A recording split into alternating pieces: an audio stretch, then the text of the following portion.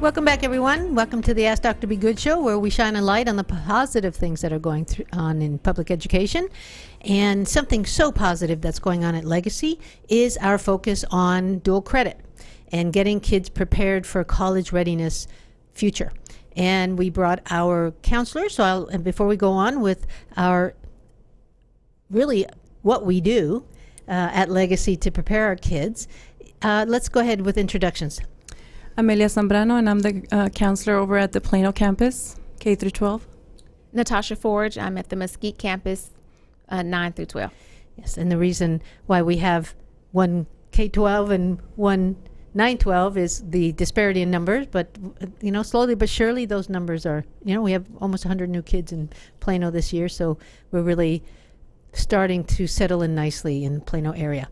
I don't know if people know this, but we have about 1,200 kids in the Mesquite location in 3 different buildings, so growing quickly in that area.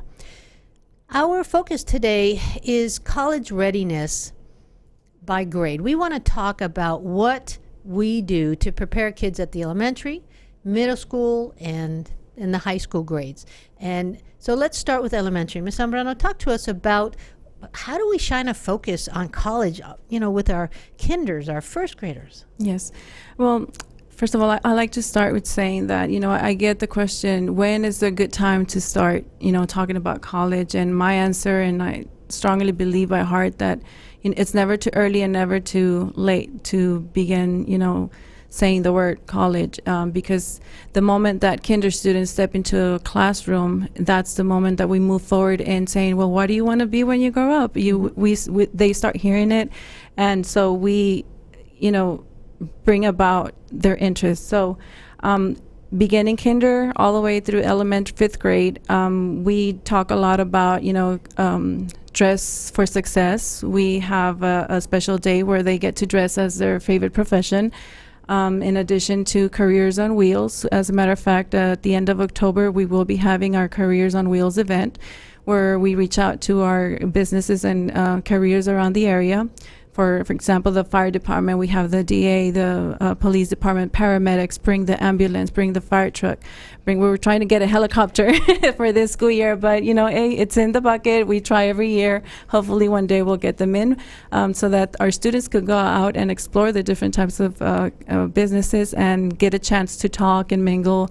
And the professionals always talk about, the importance of staying in school and, getting the education that they need and what to do good in class and whatnot.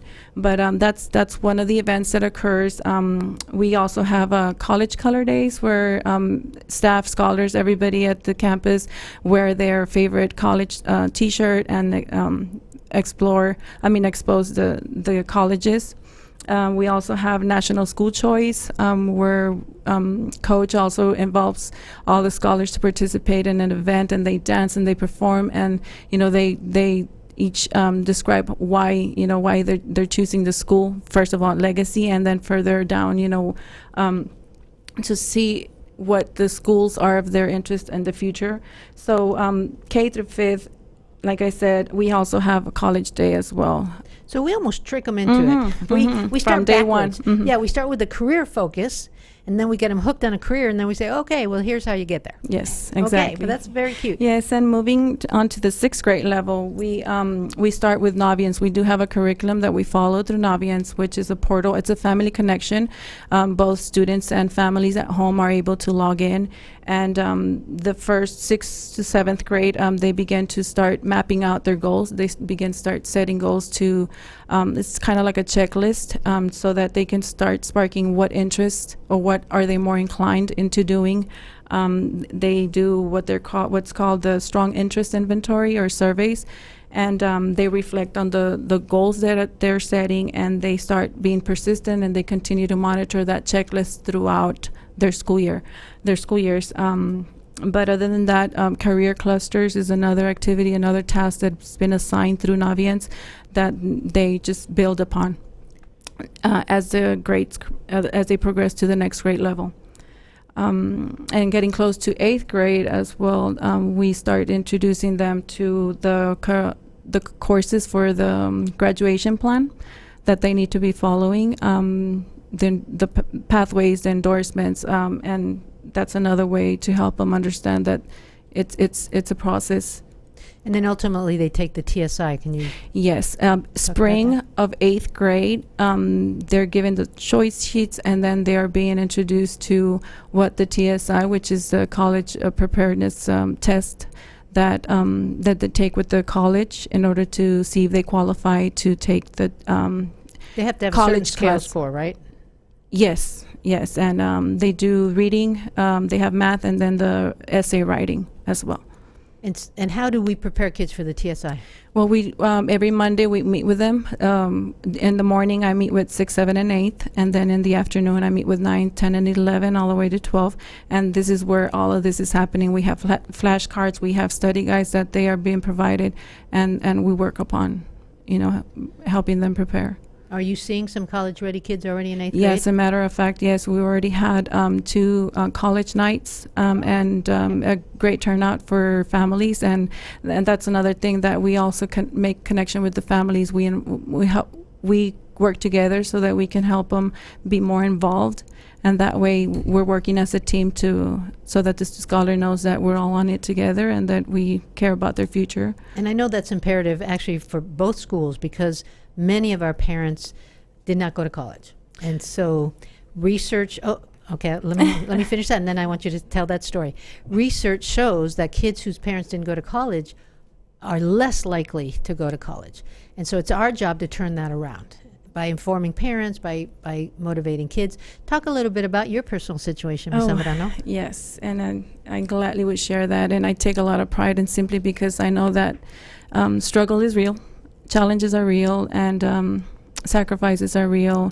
And me growing up in a low-income, non-English speaking parents, where my father only completed 6th grade, my mom only completed 3rd grade schooling, me being a sink and float kid in the education, because back then the No Child Left Behind Act was still not established.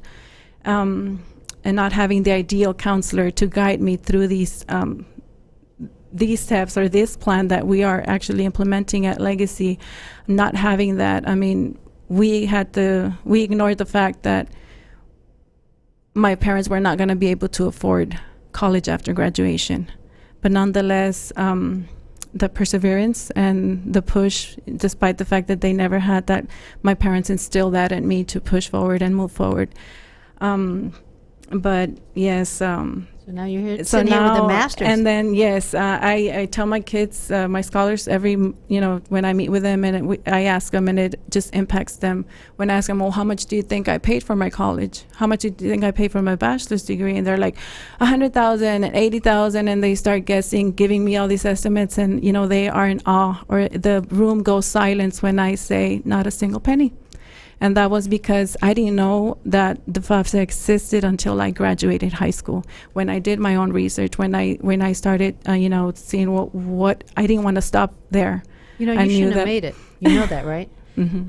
Kids who don't have the adult push at the school usually don't. That speaks highly of your grit and your perseverance. Yes, and right now I'm sitting here with a master's degree. I have 12 hours into my PhD in educational leadership, and I continue to have my parents by me too. So you're a role model now to your whole family. Yes, right, exactly. No pressure. It's good pressure. All right, so we've talked about elementary. We talked about the middle schools, and so we're busy there preparing them for the high schools. All right, so Ms. Forge, what is happening at the high schools? And so there's a dual thread in my mind of what's happening at the high schools, because there's an opportunity at the high school, but we're also preparing them for the opportunity after high school. So can you talk a little bit about that? Yes, well, basically this is a partnership between the school as well as with at home. So in 9th grade, the students, they began to work with kind of like one-on-one with the counselors, and we began to discuss the pathways in which they want. We normally start that at the end of their 8th grade year. I will say for the Mesquite campus for this year, it did kind of start with the 9th grade when we discussed their endorsement that they wanted to choose. But we also offer the PSAT, which for our 9th graders will begin to help them understand how important it is when they actually are 12th graders and they take the SAT to be able to get into colleges and universities. And just to kind of piggyback on the TSI that you guys just related to a few minutes ago, the TSI, we do offer that, and it is taken by our students so that they can get into a community college. But the SAT and the ACT, those tests that we want them to take and be successful on so that they can get into the colleges of their choice as they are applying. And those scores also count towards scholarship opportunities, right? Yes, and we'll talk about scholarships in a few minutes. Yes, ma'am. All right, so some of the things that parents can be doing and talking with students at home about is just thinking about the different colleges, thinking about the majors that they want to attend, the majors that they want to have, as well as the minors. So just having that conversation at home, just talking about college, or if you're not going to talk about college, they may want to talk about a vocational school, something that they're going to do outside of college, outside of just going and getting a job. But one of the things that we want the students to do is to make good grades. So we kind of look at their progress over time to ensure that they are being successful, and the teachers are very good at helping in that situation. In the 9th grade, we do want students to begin to start working on their resume. They don't realize how important it is to start getting into extracurricular activities and begin to build that, because the schools, they want the holistic student. They really do like students who are making all A's, but they also want to see that they're also participating in other activities outside of just making good grades. And that could be in the school as well as outside of the school. So you're talking service project, community service, volunteer, things that they're volunteering, being in like participating in church events, things of that nature. Yes, ma'am. So in 10th grade, the students will then take the actual PSAT. So remember, 9th grade, they're taking it's like an 8-9 PSAT. And then in 10th grade, they take the PSAT, and then we also offer the ASVAB. And so the ASVAB is a military battery test that is taken to kind of begin to help them to develop, just like with the Navients, to help them develop the skills, well, not the skills, I'm sorry, but the let them kind of like know their strengths and weaknesses in different areas so that they may pursue those particular jobs and then go from there. And during our rotations, we basically focus on potential careers, things that they want to do, things that they, and then how to actually begin to work towards that. We just did an activity not too long ago where the students had to, and this was 10th through 12th, where they had to basically determine what their career was going to be, their occupation, and then they had to decide where they were going to live. They actually had to look up information. They had to go and decide where they were going to live, or even down to the cell phone that they were going to have, the car that they were going to drive. Did they have a budget based on their salary? Yes. And so a lot of them realized, I can't make it off of this $300 bill. Right. And so I was like, I won't never get to go out. I won't get to eat out or anything. So some of them really did begin to start focusing on what they really want to do in life as it relates to being successful. One of the things in 10th grade we also encourage, and that's really, of course, according to student and parent permission, of course, is to get a summer job, because then they can start working and then begin to learn leadership skills. And also, even though we are a PBL school, but then they also learn more team building on a team outside of the school system. Well, they get to practice those soft career skills that we grade them for. We give them grades starting in 6th grade for career skills. And so now with a summer job, they get to practice collaboration, communication, self-efficacy. I was talking to a young man today, and he told me he was working, and he wasn't on his best behavior, and I said, do you behave like that at work? He said, no. I said, well, you need to think of us as your day work and not behave that way, because we have so much we can meet your 3 and 5 year goals if you will work with us and pretend and treat us like your job. Yeah. Right. And another thing that I'm sorry to interrupt. Another thing that we do interviews, so they practice and drill. Like if we do the whole setting of the table, we have teachers participate, and they go over like a real interview. Etiquette. Etiquette. Wow, good. Yes.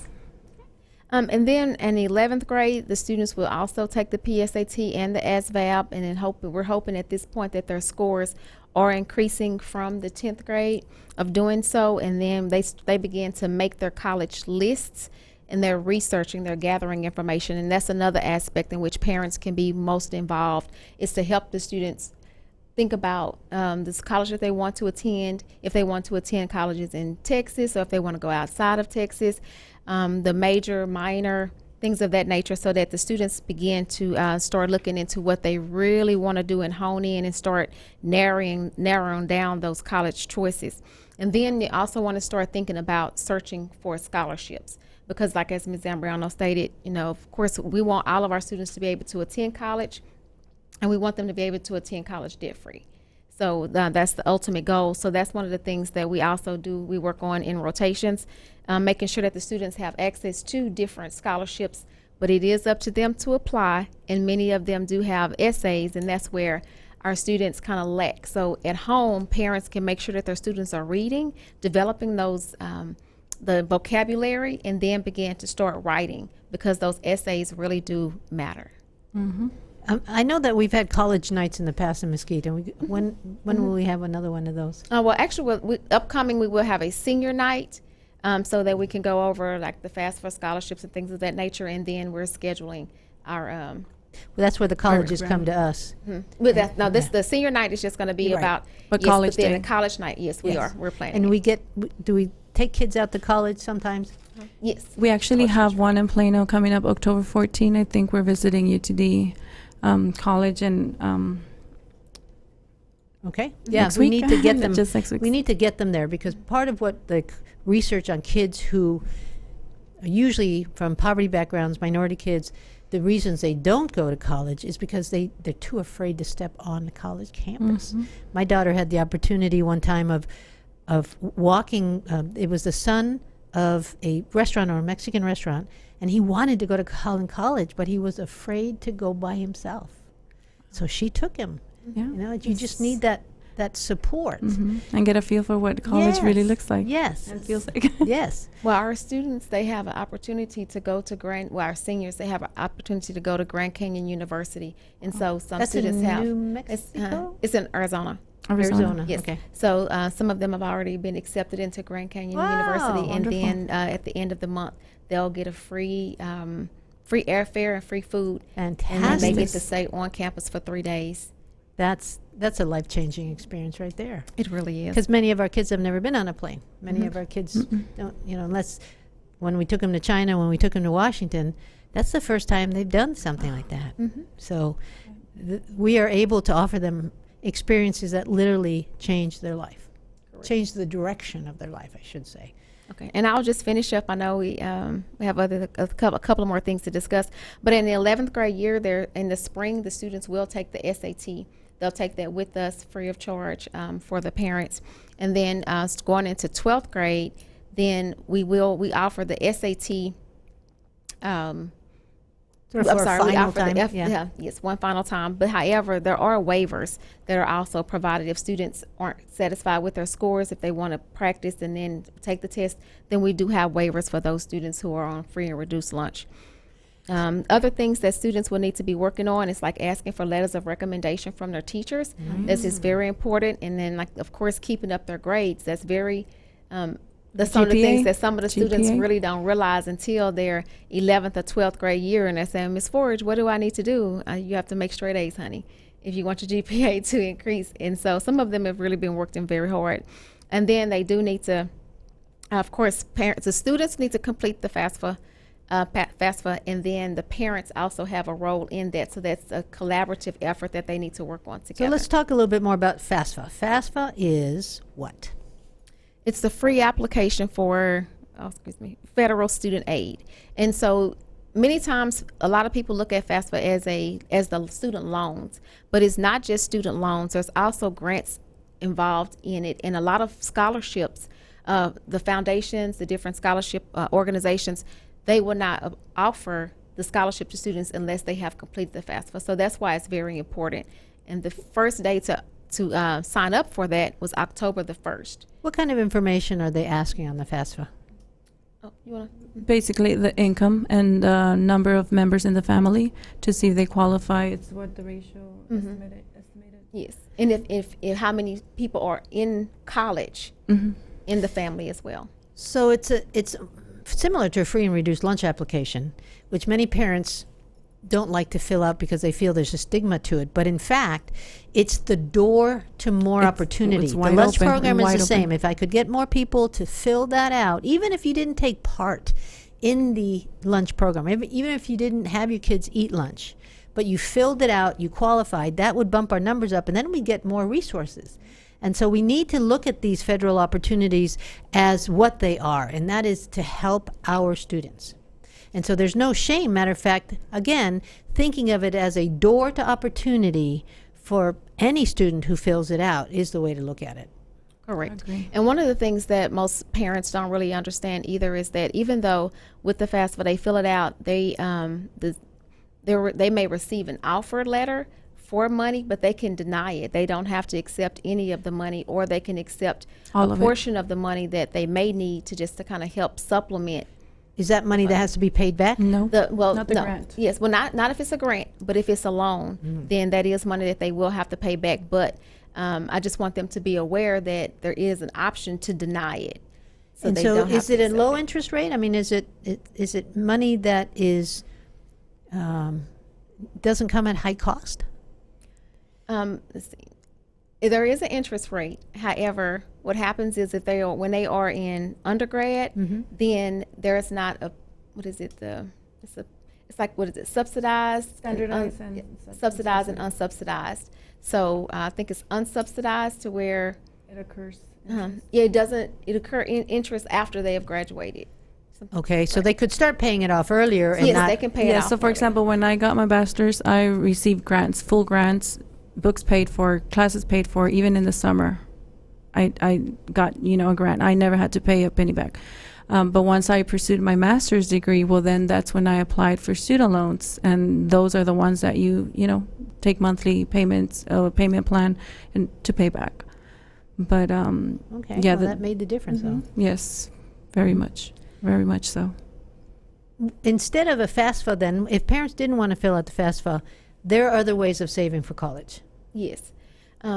I will say my grandmother, when my children were born, in 2002 or 2000, my daughter Ariel, she was born, and they had what they call the Texas Tomorrow Fund. We had and then that. you can pay so much money in, and then the state will pay so much money. So she's using that now as she attends community college. However, by the time my second daughter, Asia, was born in 2002, they no longer had that option. But what they do have now is the savings. It's a savings plan, it's a 529, and with this savings plan, parents and grandparents, they can begin to start the process of saving money for the child's tuition, books, anything dealing with education. And a lot of times what people think is like, oh, I put the money such as like in an IRA and I don't have access to it, or I have to pay a penalty. But as long as they can prove that as long as they can prove that the money is going towards books or some type of educational, then then they won't have to pay anything. They won't have to pay a penalty fee for that. And so they can put in up to $75,000 per year. So we are including in the post on this podcast links to the FAFSA so they understand it better, links to 529 savings plans, and then there's another link called 529 versus the Roth. And the Roth savings plan, some people may know, is you can take money that has been taxed by the government and then use that to open a Roth account so that when you take that money out, you don't have to pay taxes on it because you've already paid taxes. So there's an opportunity to research this more fully. But the takeaway here is that parents should think of the 529 for their kids as a piggy bank. Put $5 in, put $25 in, put the birthday money in, put the Christmas money in there, because the accumulation and what happens over time is what you want, and it's almost magical. You start when they're 0 years old. The celebration to the baby being born is grandma opens an account, or dad opens the account, and you start asking people to put money in it. They want to know what baby wants for a gift. Money for the 529 here, and so by the time they're 18, they're many thousands of dollars in there, because we didn't touch it, because we kept focus and little by little built that account up. Let's see, you have the just little bit of Moolah, Spot, FastWeb. Can you talk a little bit about those? Yes, those are the scholarships. So when we talked about scholarships earlier, we want students to begin to start looking into scholarships their 11th grade year, but we really want them to start applying end of 11th grade, going into their 12th grade year. And some resources that we use at the school is fastweb.org, and we also use scholarships.com. Those, of course, the students will have to complete an essay, which once again, they really hate completing essays, but it's beneficial because that's where the most money comes from. However, there are other platforms like moolahspot.com and niche.com, and then the students can apply. They will basically they can apply for race, they can apply for gender, they can apply for their career, their occupation. They would apply in what else? It's just various things that they can apply for, and a lot of those they don't have to complete an application. So it may be $500 here, $1,000 there, but when it's just like pennies, when you have pennies and it makes a nickel, you have right. nickels. That's that piggy bank we're talking about. And so therefore, I had a thought. We're coming to the end of the show. We've talked about what happens in each of the levels, specifically then the high school, but it's almost like an upside down funnel. So we've had all this career effort that turns into, so how are you going to meet the requirements of that career, funneling up towards high school. At Legacy, we have the opportunity to have both dual credit and preparing kids for dual credit while in high school, and then at the same time preparing kids for college after they graduate from us. And so you can see that that's a lot of work. There's a lot of preparation at different levels that needs to be done. But one of the things that really stood out is that college essay. They only need one good one, right? Mm-hmm. And so what I would encourage parents to do is to talk about the college essay, whether it's starting in 10th grade, if they start building it in Naviance early, but they need that one perfect college essay that has been proofed by their English teacher, it's been proofed by their counselor, it's the parents have seen it, so that it can be a thing of beauty. And then it's copy and paste, copy and paste, copy and paste. So that's where we need to really get our parents to help us, to really be asking them about the college essay, because that and their scores will win the game for them. Could the essay and their grades and their test scores could mean free college. And so that is very much something to strive for. Now we're starting to get parents who are becoming a little bit savvy. Not enough, but we have parents now that are sitting down with us in ninth grade and making us have an individual plan, academic plan for their child that includes every dual credit that applies. So that's what we're looking for. We're looking for parents to become that sophisticated, that savvy, and that involved. That involved, because they're going to help us get better at doing that for kids. I agree. Well, we have done our 30 minutes, and it went fast again, right? 30 minutes feels like 5 minutes in this room. Yes. We thank you for the information you brought us, and I know that we're going to be seeing you soon. Thank you. Thank you. Thank you for tuning in to the Ask Dr. Be Good show. For more information on Legacy Preparatory Charter Schools, visit our website, legacypca.com, or call 469-249-1099. And remember to like us on Facebook, where we stream live weekly Tuesdays at 3 p.m.